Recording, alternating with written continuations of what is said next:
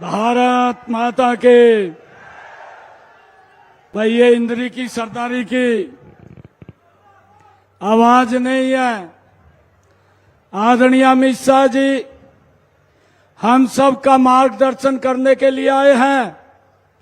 एक बुलंद आवाज से भारत माता के। बहुत बहुत धन्यवाद। आज हम सब का परम सौभाग्य भारत के गृह एवं सहकारिता मंत्री भारतीय जनता पार्टी को, जिन्होंने एक बड़ा वट का वृक्ष बनाने का काम किया, ऐसे हमारे लोकप्रिय आदरणीय अमित शाह जी आज इंद्री की सरदारी में पहुंचे हैं। जोरदार ताड़ियां बजा करके आदरणीय अमित शाह जी का स्वागत करिए। हमारे बीच में हमारे इस क्षेत्र के लोकप्रिय प्रत्याशी राम कुमार कश्यप जी, हमारे हरविंदर कल्याण जी और हमारे जगमोहन आनंद जी, पार्टी के हमारे सभी कार्यकर्ता और आज इस इंद्री के इस पवित्र भूमि के ऊपर कोने कोने से आए हुए सभी मेरे देवतुल्य सभी महानुभाव, आप सबको दोनों हाथ जोड़ करके राम राम करता हूं। और आज अमित शाह जी यहां पधारे हैं। मैं पूरे हरियाणा की तरफ से और इंद्री की इस जनता की तरफ से आदरणीय अमित शाह जी को भी मैं पूरे हरियाणा की तरफ से राम राम कहता हूं।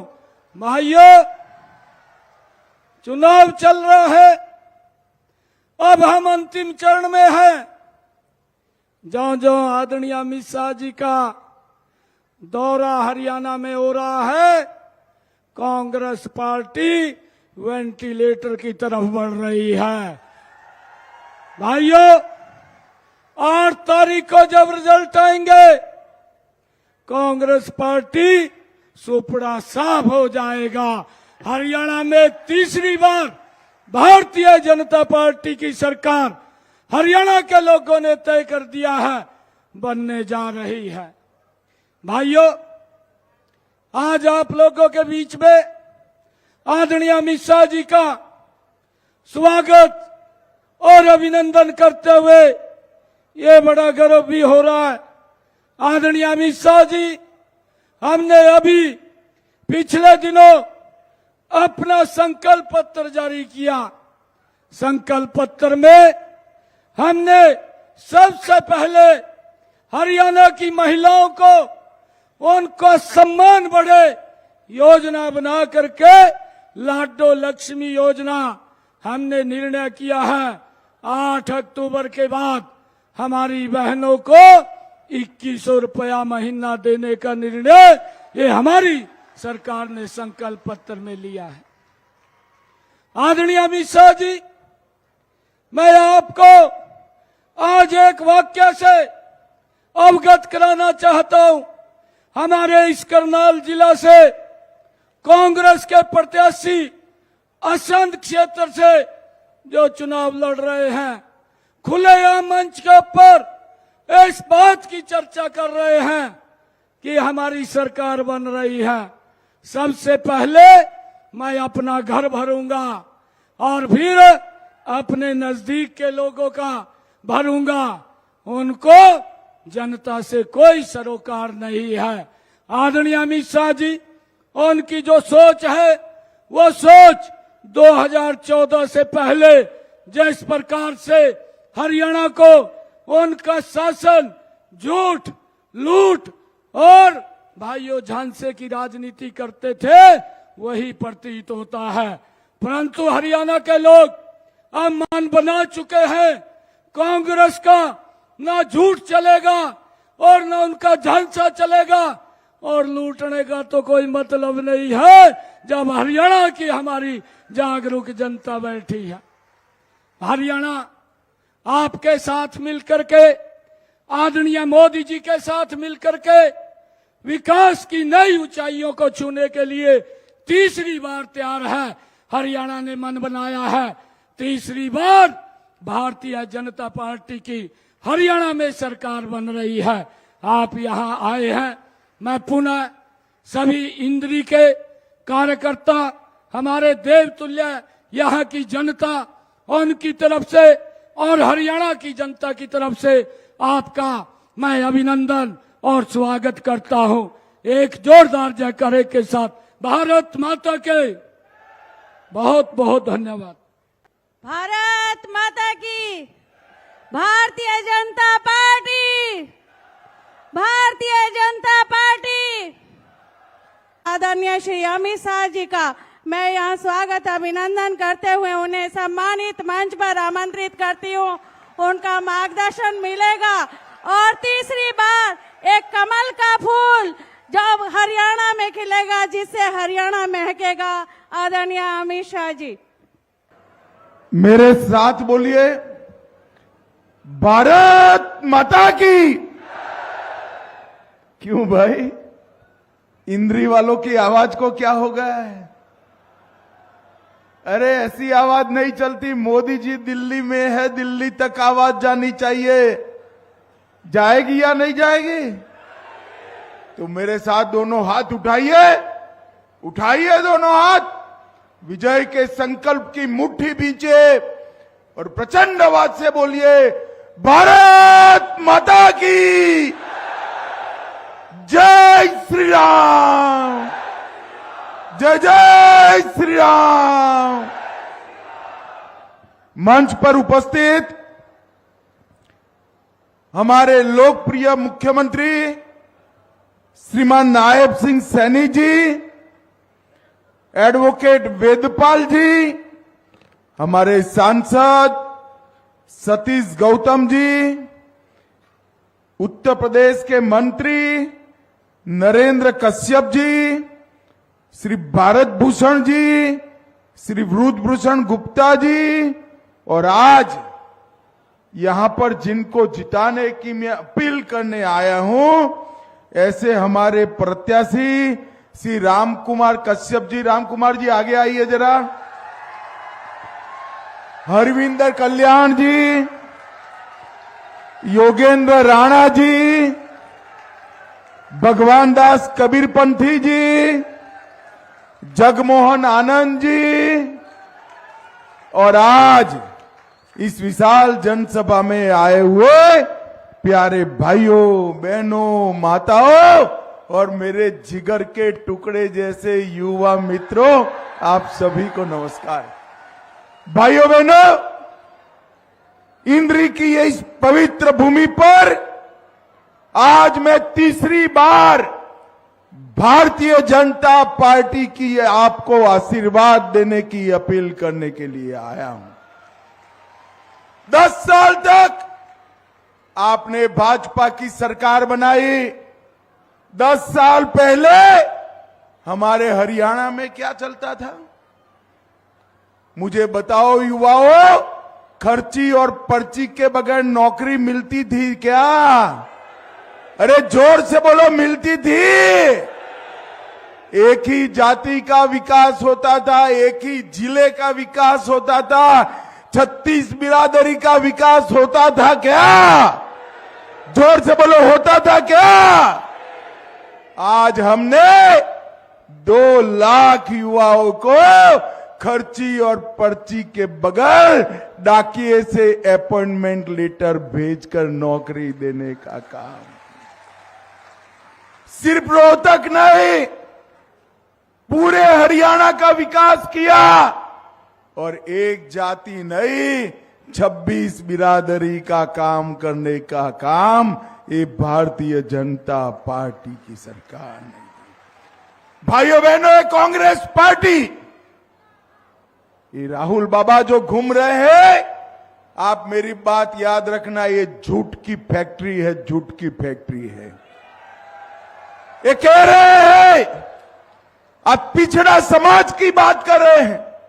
मैं आपको बताने आया हूं भाइयों बहनों, पिछड़ा समाज को सबसे ज्यादा अगर किसी ने अन्याय किया है तो ये कांग्रेस पार्टी ने किया है। काका साहेब कालेकर कमीशन का रिपोर्ट दबाकर किसने रखा?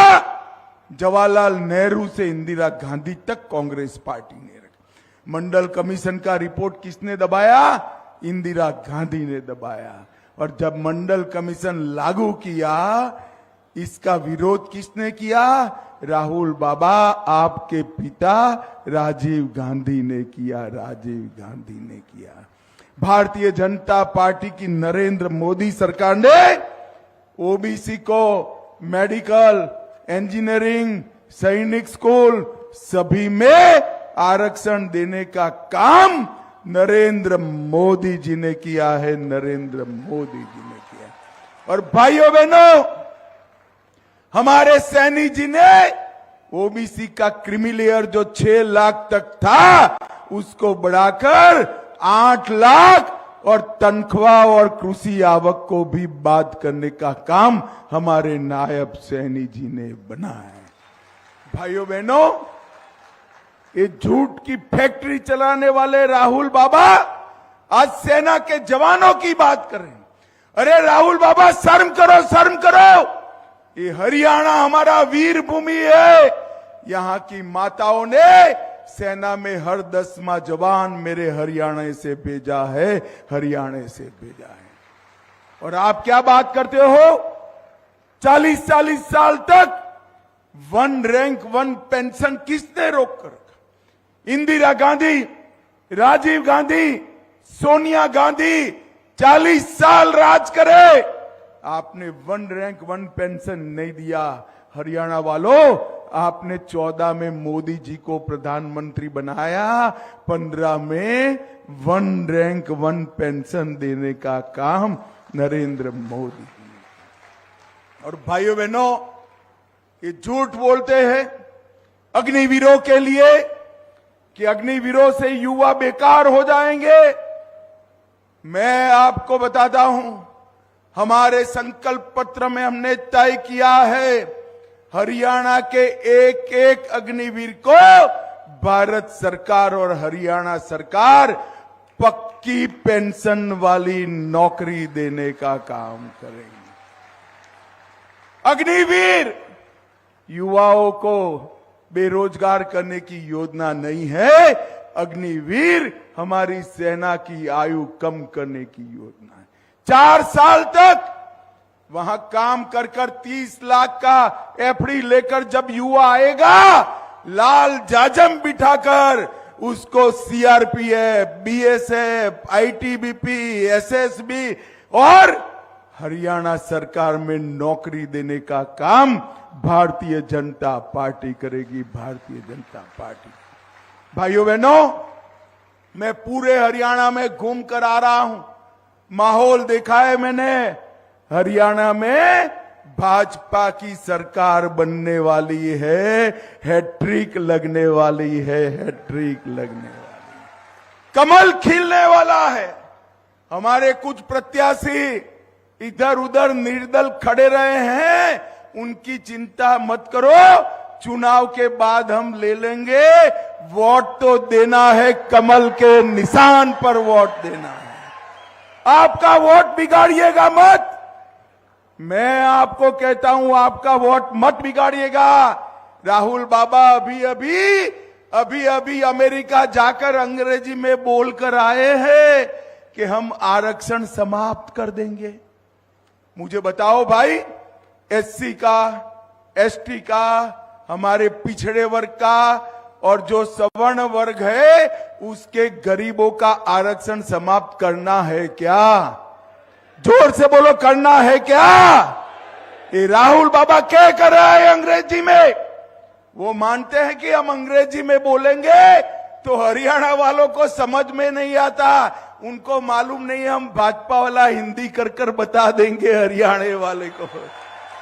भाइयों बहनों ये कह कर आए हैं कि विकास हो चुका है पिछड़ों का, ओबीसी का विकास हो चुका, दलितों का हो चुका, गरीब जो सारे थे सवर्ण उनका भी विकास हो चुका, उनको आरक्षण की जरूरत नहीं है। अरे राहुल बाबा, आपकी तीसरी पीढ़ी भी आरक्षण समाप्त नहीं कर पाएगी, ये भारतीय जनता पार्टी का गारंटी है। भाइयों बहनों, अभी जम्मू कश्मीर में चुनाव चल रहा है, राहुल बाबा वहां पर जा रहे हैं और क्या कह रहे हैं, हम धारा 370 वापिस लाएंगे और कह रहे हैं कि ये जो तिरंगा फहर रहा है ना, इसके साथ साथ कश्मीर का अलग झंडा भी बनाएंगे।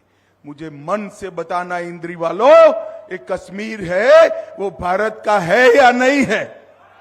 जोर से बोलो, है या नहीं है? 370 वापिस चाहते हो क्या? जोर से बोलो, चाहते हो क्या?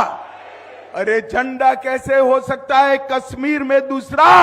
राहुल बाबा, आपकी ताकत नहीं है, कश्मीर में फहरेगा तो मेरा प्राण से प्यारा तिरंगा फहरेगा और कुछ नहीं फहरेगा। भाइयों बहनों, एक कांग्रेस पार्टी तुष्टीकरण करने में पीछे मुड़कर नहीं देखती। पहले कांग्रेस की सरकारें आती थी, विकास होता था क्या? विकास नहीं होता था। डीलर, दलाल और दामाद की सरकारें चलती थी और अभी भी ये दामाद को खुश करने में पड़े हैं।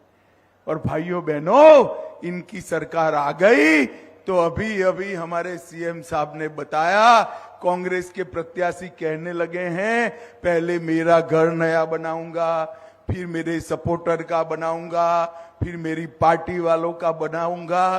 तो इंद्री वालों, आपका कब बनेगा बताओ भाई?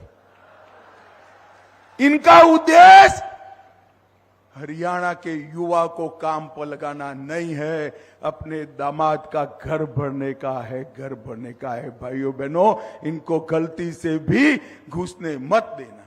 मोदी जी ने देश के 60 करोड़ गरीबों के घर में शौचालय भेजा, गैस का सिलेंडर भेजा, बिजली भेजी, 5 किलो अनाज मुफ्त भेजा, 5 तक का इलाज मुफ्त हो रहा है। और आप हमारे नायब सैनिक को फिर से मुख्यमंत्री बना दो, 5 की जगह 10 लाख का इलाज मुफ्त कराने का हम काम करेंगे। और भाइयों बहनों, इंद्री वालों बड़े भोले हो आप, 10 लाख में ताली बजा दिए ना, बजा दिए ना। अब मैं बताता हूं, 10 लाख नहीं, घर में अगर 70 साल से बड़ा कोई बुजुर्ग है तो 10 की जगह 15 लाख तक का इलाज मुफ्त होगा, 15 लाख तक का। भाइयों बहनों, हमने तय किया है कि किसानों को जो 6,000 रुपया देते हैं उसको हम अब 6,000 की जगह 10,000 तक भेजने का काम करेंगे। ये माताएं बहनें यहां बैठी है, आप चिंता मत करो, गैस के सिलेंडर का दाम जो हो जाए, हरियाणा की माताओं बहनों को 500 रुपये में गैस का सिलेंडर हमेशा मिलेगा। इसके साथ साथ हरियाणा की हर माता बहनों को 2100 रुपये का चेक हमारे नरेंद्र मोदी जी भेजेंगे। नरेंद्र मोदी जी भेज हर महीना 2100 रुपये का चेक नरेंद्र मोदी जी भेजेंगे। और भाइयों बहनों, कांग्रेस विकास कैसे करेंगे? हमारे यहां कहावत है ना, एक अनार और 100 बीमार, खाए तो कौन खाए। अभी तो जीते ही नहीं है, चुनाव चल रहा है।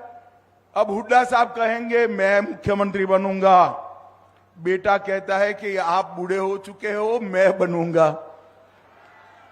कुमारी शैलजा कह रही है मैं बनूंगा। शैलजा बहन, आपके तो सारे प्रत्याशी काट दिए, आपको कहां से मुख्यमंत्री बनाएंगे। और प्रियंका बहन का आदमी सुरजेवाला भी कहता है कि मैं मुख्यमंत्री बनूंगा। अरे भाई, आपकी स्थिति ऐसी है, एक परिवार नई भैंस खरीदता है, भैंस तो अभी गांव के बाहर है, भैंस लाना है, उसको चारा खिलाना है, दूध बनाना है, दूध में से दही बनाना है, फिर मक्खन बनाना है और मक्खन में से घी बनाना है। भैंस अजी गांव के बाहर है और एक घी के लिए अंदर अंदर झगड़ा कर रहे। ये हरियाणा का विकास नहीं कर सकते। हरियाणा का विकास केवल और केवल नरेंद्र मोदी कर रहे हैं। भाइयों बहनों, मैं आपको बताने आया हूं, ये राहुल बाबा झूठ बोलने की फैक्ट्री है। एमएसपी करते हैं। राहुल बाबा, एमएसपी का पूरा अर्थ मालूम है क्या? मालूम है क्या? रबी में कौन सी फसल होती है, खरीफ में कौन सी फसल होती है, मालूम है क्या? क्या एमएसपी करते हो? मैं बताने आया हूं, पूरे देश में कांग्रेस की कई राज्यों में सरकार है, एक भी राज्य 24 फसलों को एमएसपी पर नहीं खरीदता। हमारा नायब सिंह सैनी अकेला 24 फसलों को खरीदता है। भाइयों बहनों, धान का भाव उन्होंने 1310 रखा था, हमने 2300 करा और सैनी जी को मुख्यमंत्री बना दो, हम 3100 रुपया धान खरीदने का काम करेंगे। गेहूं का भाव उन्होंने 1400 रखा था, मोदी जी ने 2275 करा। बाजरा 5600 रुपया करा और सरसों भी 5700 रुपये में खरीदने का काम ये भारतीय जनता पार्टी कर रही है। मैं हरियाणा में जहां जहां जा रहा हूं, अभी महेंद्रगढ़ से आया, मुझे बाजरा दिया। मैंने बोला बाजरा क्यों दिया भाई? कि हमारा बाजरा कभी सरकार परचेज नहीं करती थी, आपकी सरकार ने ये दाम बढ़ाकर बाजरे वालों को निहाल कर दिया, सरसों वालों को निहाल कर दिया। भाई हम भावांतर भी देते हैं और धान से तिलहन दलहन पर आते हैं तो 4000 रुपया प्रति हेक्टर भी देते हैं। भाइयों बहनों, आपको मैं बताने आया हूं, भारतीय जनता पार्टी की सरकार अगले 5 साल में 5 लाख नौकरियां देने वाली है। कितनी भाई बोलो तो? अरे जोर से बोलो, और जोर से बोलो, कितनी? और मैं गारंटी देकर जाता हूं, अपॉइंटमेंट लेटर देने के लिए कोई दलाल नहीं आएगा। डाकिया मेरी मां से 51 रुपया सगुन का लेकर बेटे और बेटी को नौकरी का सर्टिफिकेट देकर, कोई खर्ची नहीं, कोई पर्ची नहीं, कोई सिफारिश नहीं, कोई रिश्वत नहीं, कोई इंटरव्यू नहीं। हम पारदर्शिता के साथ 5 लाख लोगों को नौकरी देने का काम हम करेंगे। भाइयों बहनों, आज मैं जब यहां पर आया हूं तब 10 साल में बासमती चावल का देश का सबसे बड़ा निर्यातक हरियाणा बना है और अभी अभी बासमती चावल के निर्यात में जितनी भी अड़चनें थी वो क्लियर कर दी है। जितना का जितना बासमती चावल है वो सारा का सारा ऊंचे दाम में दुनिया की मंडियों में भारत सरकार भेजने वाली है।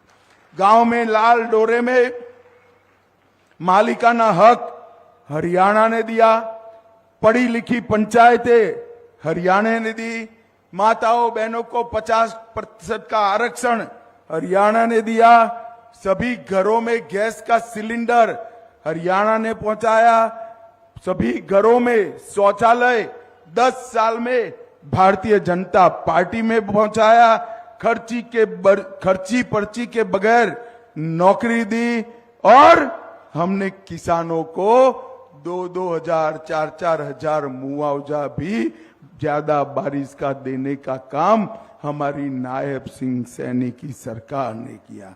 भाइयों बहनों, पीएम किसान के तहत करनाल के 51,000 किसानों को 200 करोड़ की सहायता की। किसान मानधन योजना में 1200 किसान पंजीकृत हो गए हैं।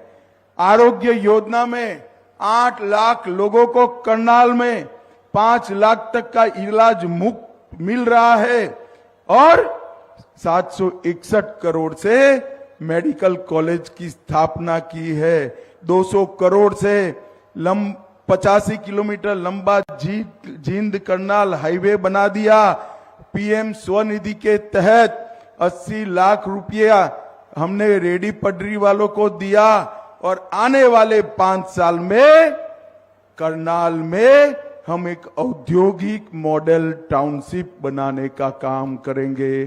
करनाल यमुनानगर रेलवे लाइन बनाएंगे, विश्वकर्मा महाविद्यालय बनाएंगे, हर गांव में ओलंपिक खेल नर्सरी बनाएंगे, 24 की 24 फसलें एमएसपी पर खरीदेंगे, डायलिसिस और डायग्नोसिस मुफ्त किया जाएगा, 500 रुपये में माताओं बहनों को सिलेंडर मिलेगा, हर बच्ची जो कॉलेज जाएगी उसको स्कूटर मिलेगा और 36 की 36 बिरादरियों के लिए हम विकास कल्याण बोर्ड की स्थापना करेंगे और दक्षिण हरियाणा में एक अंतर्राष्ट्रीय सफारी का भी निर्माण करने का काम ये भारतीय जनता पार्टी, ये कांग्रेस पार्टी ना देश को सुरक्षित कर सकती, ना देश को विकसित कर सकती। ये कांग्रेस पार्टी भ्रष्टाचार, जातिवाद, परिवारवाद और तुष्टीकरण में। भाइयों बहनों, ये राहुल गांधी राम मंदिर का मखौल उड़ाते हैं, कहते हैं हमने राम मंदिर के विचार को परास्त कर दिया। मुझे बताओ आज इंद्री वालों, राहुल को सुनाई पड़े ऐसे आवाज से बताओ, अयोध्या में राम मंदिर बनना चाहिए था या नहीं बनना चाहिए था? जोर से बोलो, बनना चाहिए था या नहीं बनना चाहिए था?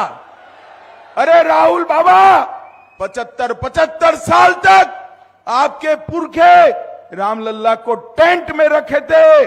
मोदी जी ही थे जिन्होंने भूमि पूजन भी किया, मंदिर भी बनाया और प्राण प्रतिष्ठा कर कर जय श्री राम। भाइयों बहनों, इनको ना अपनी संस्कृति से लेन देन है, ना अपने इतिहास से, उनको अपने परिवार से लेन देन है, परिवार से। राहुल बाबा, इस 60 करोड़ गरीबों का कल्याण मोदी जी के भाग्य में आया। क्यों आया? जवाहरलाल नेहरू, इंदिरा गांधी, राजीव गांधी और सोनिया गांधी चारों ने कुछ नहीं किया, तब जाकर मोदी जी के भाग्य में आया गरीबों का कल्याण। आप करते तो हमारे भाग्य में नहीं आता। ये कांग्रेस गरीब विरोधी पार्टी, ये कांग्रेस पिछड़ा वर्ग विरोधी पार्टी, ये कांग्रेस किसान और युवाओं की विरोधी पार्टी। भाइयों बहनों, हमारे सारे प्रत्याशी आपका आशीर्वाद लेने के लिए यहां आपके सामने खड़े हैं। आप एक बार जोर से ताली बजाकर उनको आशीर्वाद दीजिए और प्रचंड बहुमत से जिताइए। मुझे बताओ भाई, सभी की सभी सीट भारतीय जनता पार्टी को जिताओगे? अरे जोर से बोलो, जिताओगे? कमल के फूल पर बटन दबाओगे? नायब सिंह सैनी को फिर से मुख्यमंत्री बनाओगे? मोदी जी के हाथ मजबूत करोगे? तो मेरे साथ दोनों हाथ उठाकर बोलो, जय श्री राम, जय जय श्री राम।